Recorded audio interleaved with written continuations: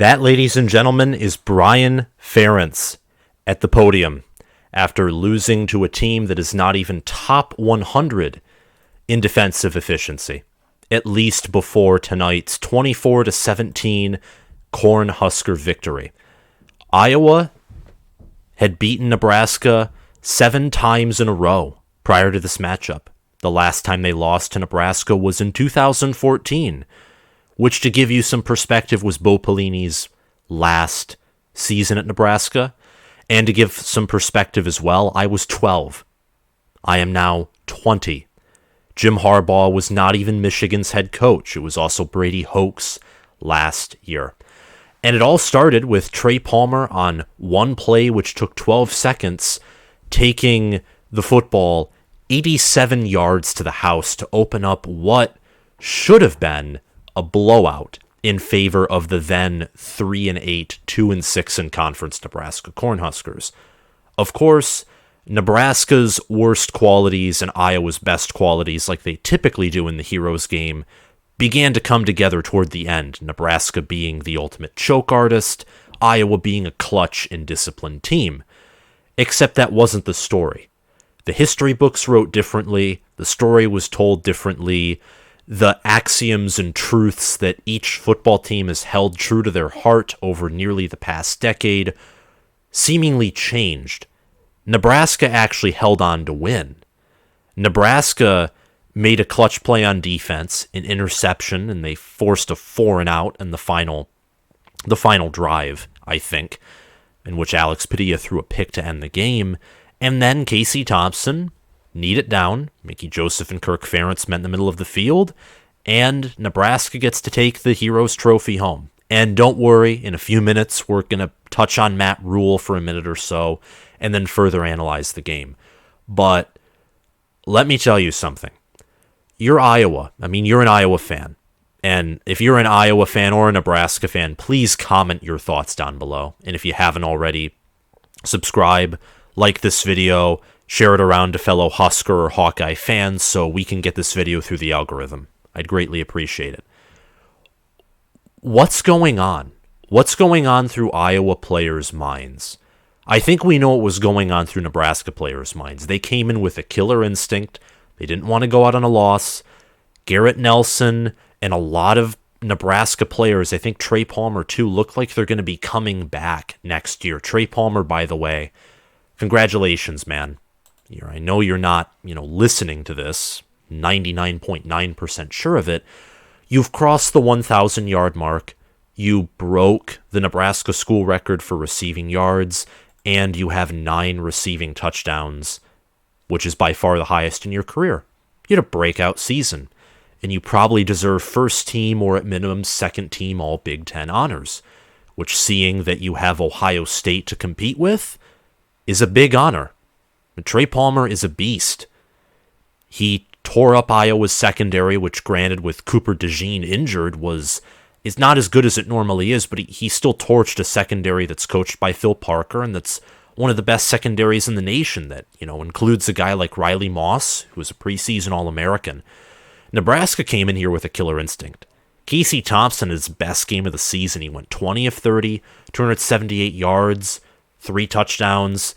He almost coughed it up once, but didn't. I mean, he minimized mistakes, possibly had the game of his career. He ended Iowa's chances to go to Indy.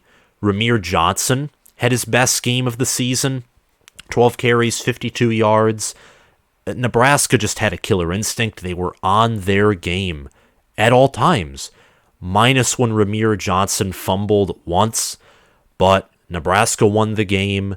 Johnson had, he had 12 carries, which were by far his most of the year. He finally got his usage that Mark Whipple promised several weeks ago, but never really executed on. And Iowa's defense is vicious. They're going to force turnovers. But Nebraska's defense was even more vicious. Nebraska's defense forced 3 turnovers. Nebraska's special teams forced an additional turnover. Or, to be more accurate, Arland Bruce and Iowa decided to let the ball fall right through their hands and give Nebraska excellent field position. Nebraska was up 24-0 at one point in this game. Iowa scored 17 unanswered points, but seeing that it's Iowa and that Brian Ferentz is the offensive coordinator, how are you going to expect them with less than 3 minutes remaining? Because if they had 3 minutes remaining, they probably could have ran the ball, and given that Nebraska struggles to stop the run, they might have been able to tie it and send it to OT. How are Spencer Petras or Alex Padilla going to complete enough downfield passes to get a touchdown with 1 minute remaining? That's impossible. That's a trick question because you already know the answer. It's not happening. So Iowa, just atrocious, and we'll get more into this later. They had more penalties than Nebraska. They were worse on third down. They were atrocious on fourth down. They had less total yards. They didn't even get close to 200 passing yards. They averaged the same amount of yards per pass as they did yards per rush, which, give you a hint, wasn't even 5. We'll get into the exact numbers later. But first and foremost, I want to talk for a minute or so about Matt Rhule. Sources indicate that Nebraska is working to hire Matt Rhule as coach. This is being reported by Chris Lowe, an ESPN senior writer. Pete Thamel also reported on this. Everyone is reporting on this. Nebraska has zeroed in on Matt Rhule as the Cornhuskers' next head coach, and the two sides are working on finalizing a deal in the coming days, sources told ESPN on Friday. Matt Rhule, as we all know, was the head coach of the Carolina Panthers this year before, being fired after a 1-4 head start. Rhule coached college football at Temple from 2013 to 16 and Baylor from 2017 to 2019.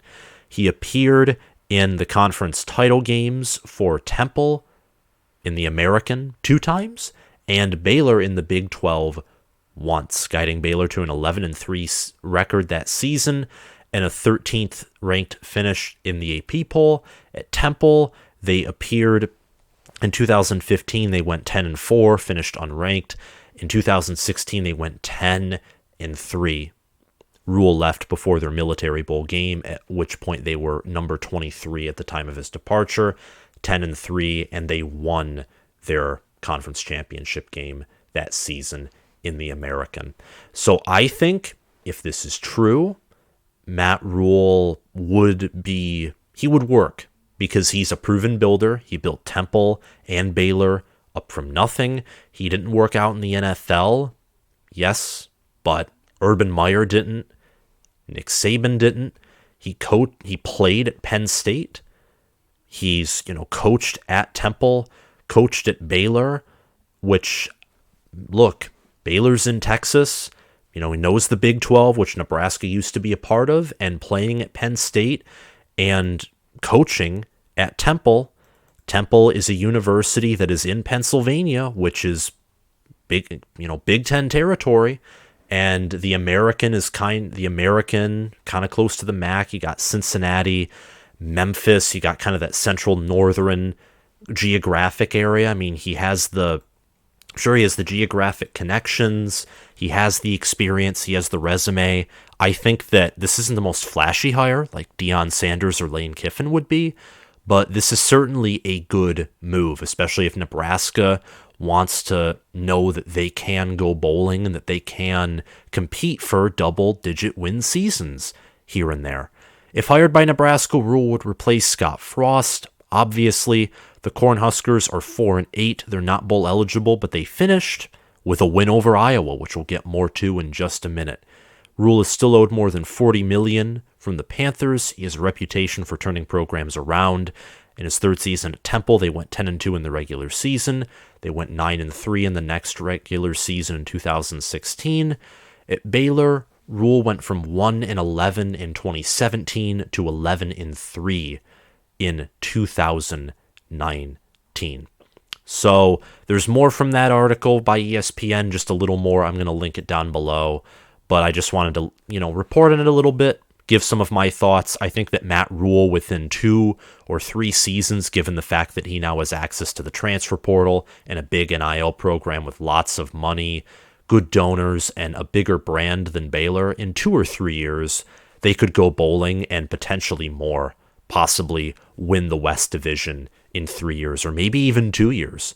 I don't know. Or maybe with all that's returning, I anticipate Casey Thompson, Trey Palmer, and Garrett Nelson would be returning. If all three of them return and a lot of others, he could potentially do something in year one with the power of the portal and what he's done building up other programs. But anyway, I want to get back to this.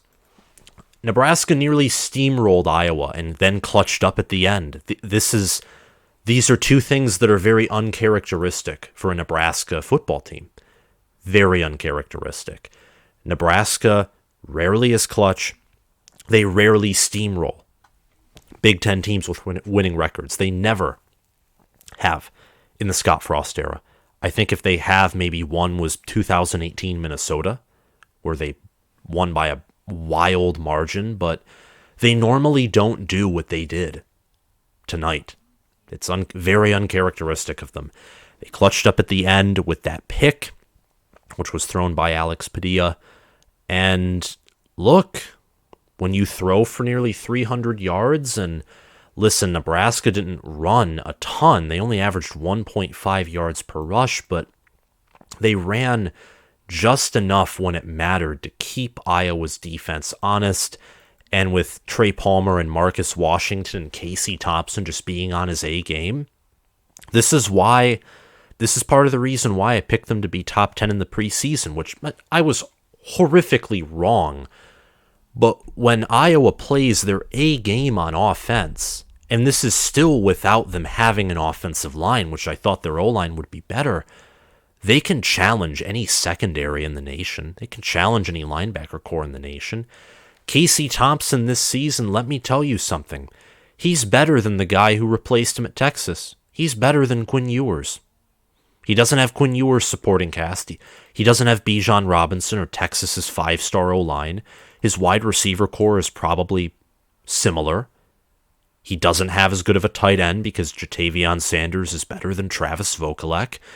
And he's going to finish the season with 17 TDs, 10 picks, probably or possibly a top 50 QBR, and that's with no defense, no supporting cast, less talent than what Texas has. And he showed you why he's the starter at Nebraska tonight and why he's a good quarterback, in my opinion. And Trey Palmer, congratulations to him again. As I already mentioned earlier, Nebraska was just, they weren't on their A-plus game. They did have a bad turnover by Ramir Johnson. They had that false start when they were trying to run out the clock, which looked like it could have been a big fumble, which would have displaced Nebraska and forced them to punt and possibly give Iowa good field position. But overall, they played great. They played nearly flawless in the first half, and they built themselves a big lead. And when you build a big lead against Iowa, Iowa can't do anything. Iowa has to pray and beg for mercy when you build big leads on them because they have the ultimate clown or clown show as the offensive coordinator and on the offensive staff. Their staff on offense is garbage. Phil Parker is probably one of, if not the best defensive coordinator in the country. And unfortunately, what happens when you have no offense is you can't make mistakes. You can't have injuries. And Iowa never gave up, but they were too incompetent to win. And not only that, but life happens, Sometimes you get in a car crash and it's not even your fault, but the other person wasn't looking and traffic was tight, so you couldn't swerve out and you got hit. That's what happened to Iowa. Cooper DeJean went down banged up, and there's, Arlen Bruce the fourth, and part of that's because Iowa didn't try and get any transfer wide receivers and they let Tyrone Tracy and Charlie Jones transfer away. Not a very good punt returner, not a very good wide receiver overall. I mean, not very good for Power 5 or Big Ten. Listen, plays college football, has a scholarship. I'm not knocking him here. I'm just putting things in perspective. Muffed the punt. Special teams was more off than usual. Same with defense. But that is partially because the offense is so bad that none of those two units have any margin for error. And when they do have error, you get this. You get Trey Palmer who's a good wide receiver, having nearly a 90-yard touchdown reception. It was 87 to be exact, and it happened in one play. When your offense doesn't just, refuse to give you breaks, but they actively turn it over and put your defense and special teams in tough positions, you get Trey Palmer once again torching your secondary. You get Marcus Washington making an epic play. You give Nebraska a free field goal. And you give them, because of, again, poor offensive play, and Torrey Taylor can only do so much punting, you give them good field position, which, if Timmy Bleekrode didn't miss that field goal, would have put up Iowa 27-17 if he made that first field goal, and it wouldn't have even mattered if Iowa scored on the final drive a touchdown. They would have still been down by 3. They were too incompetent to win, and Nebraska won the game on all sides of the field. They were the better defensive team. They were the better offensive team.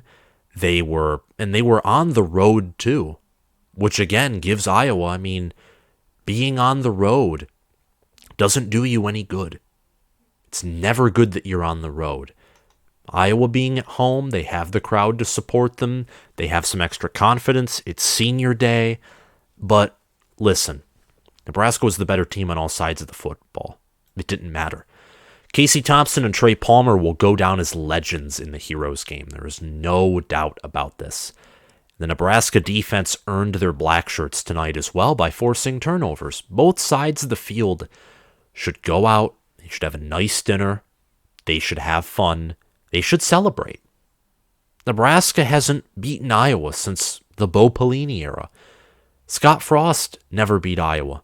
He gets fired. Mickey Joseph, who is a Nebraska alum, played quarterback under a winning head coach in Tom Osborne. He only had 2 wins before tonight. He's had a rough year too. The staff has. Mark Whipple got hurt in the Michigan game. There were firings that happened with Eric Chenander leaving, and Bill Busch had to step up and take up extra responsibilities as the interim defensive coordinator. Nebraska should be feeling good about themselves, especially with Matt Rhule coming in. You end off with a win. It's against a hated rival. It's against a team with a winning record and winning reputation. I'm not saying Iowa's this, top 10, top 15 team. There might have been an argument just because of how good their defense is that they could have been top 25. And if you say that's heresy, and North Carolina, who is ranked, who is top 20, top 15 before losing to Georgia Tech, was the inverse of Iowa. No defense, but great offense. The inverse, which is just as bad. It really is just as bad. You'll beat mediocre teams, you'll beat bad teams, but you'll occasionally fumble the ball against a bad team like Iowa just did tonight and North Carolina did against Georgia Tech after leading 17-0 at halftime. And you will get destroyed by teams with, a strong heartbeat, with a strong pulse. But Casey Thompson, he went 20 of 30. Listen for this. 278 passing yards, 3 passing touchdowns, and Trey Palmer had 9 receptions for 165 yards, 2 receiving touchdowns. They'll go down as legends in the Heroes game, and for this, I think, especially Trey Palmer, go down as a legend in Nebraska football. This is a huge win for the Nebraska football program. It really is. And Matt Rhule, if indeed he is hired as Nebraska's head coach, which it's just reports, but seeing that everyone's reporting it, it's likely going to happen, he will have momentum. He will have a win. I think he should keep Mickey Joseph on staff, not because Mickey Joseph won this game, though that does certainly help. It shows that Mickey Joseph can win.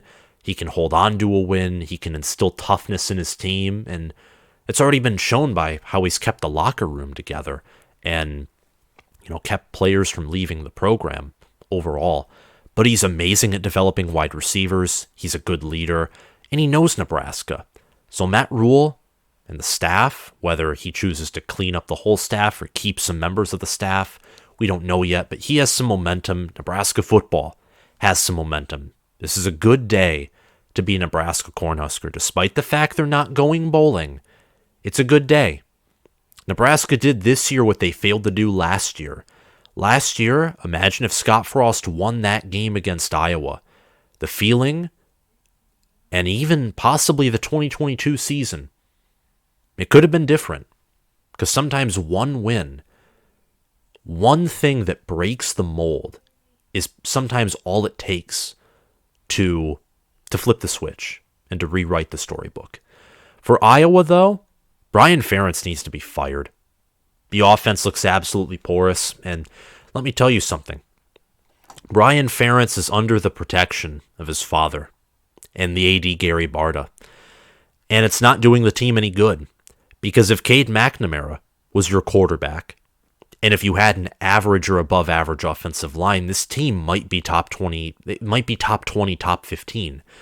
If they had Cade McNamara and then they had Michigan's offensive line from last year with Caleb Johnson and LaShawn Williams, who are underrated running backs, by the way, they would be top 10, especially with their tight ends, and their only weakness would be wide receiver and a little bit quarterback. But listen, Cade McNamara is a competent QB. He's far superior to Spencer Petras or Alex Padilla. And then giving him an elite O-line, utilizing Sam Laporta and Luke Lachey, who are great tight ends, and having that elite defense, they'd be top 10 with just those two changes. Brian Ferentz, listen, he's proven it developing at the offensive line. Keep him on the staff, but just as the offensive line coach. Just do that. Like, you don't even need to fire him from his position. Just demote him. Bring in a competent OC, a competent play caller, and bring in a competent QB from the portal. I mean, if Washington State can get Cameron Ward, you can get Cade McNamara. You can get, if Peyton Thorne returns next year at Michigan State and maybe Noah Kim thinks he's better, can't you get Noah Kim? Can't you maybe get Connor Bazelak if they decide to if Indiana decides to go on with Dexter Williams? And I'm just naming names in conference. Like, there's even out of conference too. Can't you get someone who's competent? But no. In fact, the only player Iowa got in the transfer portal was, of course, a tight end.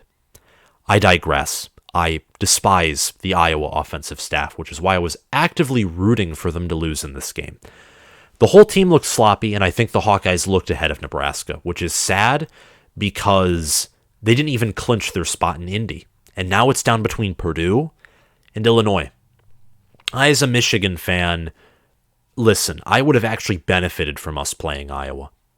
Iowa, the way they play football and the way Michigan plays football, Michigan would have steamrolled them like they did in 2021, potentially worse given the fact that, injuries are catching up to them and Michigan knows them better. And I think with the team that Iowa is, playing them twice just further guarantees that you'll beat them. Purdue, they're tricky. They have a passing game. They have a history of pulling upsets. In Illinois, they're Brett Bielema. They're what Wisconsin was under the early Paul Chryst tenure and what Wisconsin was in the Brett Bielema era. They're tough. They're physical. Yes, they sometimes lose games they shouldn't, but Brett Bielema took a 7-5 Wisconsin squad and ran over a solid Nebraska team in Indy. Ran for like 400 yards. Never underestimate Brett Bielema, who's won in Indy before. Kirk Ferentz has never won in Indy. And Jeff Brom, again, history of pulling upsets. This team didn't deserve to go to Indy. They looked ahead of Nebraska. Nebraska had the killer instinct, and Nebraska struck, and they won. Injuries helped Nebraska out for sure, but that's no excuse again to blow a trip to Indy. It just isn't. Nebraska was the better team today. And Nebraska, look, they're 4-8, 3-6 in conference. They have some momentum, but they're not a good football team. Iowa overall is the better team. Iowa has a great Iowa's elite on defense and great on special teams. They're actually elite or great at something. Nebraska hasn't even been good at anything except for wide receiver all year. They've been mediocre or above average. I'd say above average at quarterback and tight end, or maybe good at quarterback at best. Everywhere else has been porous. Running back has been above average at times with Anthony Grant, but the offensive line being one of the worst in the nation kind of neuters that. And then the defense? Defense has been anything but good the entire year. And they had their best performance tonight. I think they had like 4 sacks. Yeah, they had 3 sacks. They had 7 tackles for loss. They had 6 QB hurries. That's insane. They had 58 total tackles, 40 of them solo. They had the best defensive performance. Their offense was efficient. Their special teams, minus the missed field goal, was efficient. No blocked punts. Like last year, there were 2 that were nearly blocked. And Brian Buschini, he did his job. And there were some mistakes overall, yes, but Nebraska, they outplayed Iowa. There's no excuse for Iowa to lose this game. They were favored by double digits, and yet they lost.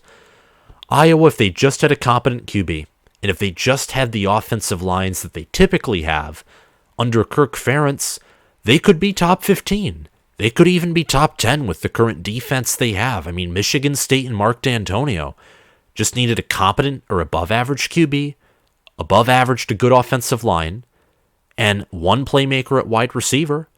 And with the elite defenses they had, they were top 10, top 5 in some years. Iowa can do that. They just need to utilize the portal and keep developing and keep doing what they're doing while adapting in a certain sense to the modern world by using the portal and getting a new playmaker on offense. But that might be too much to ask for.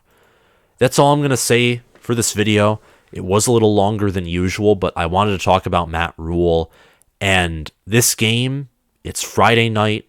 I haven't been on here in a while because I was on vacation for my birthday.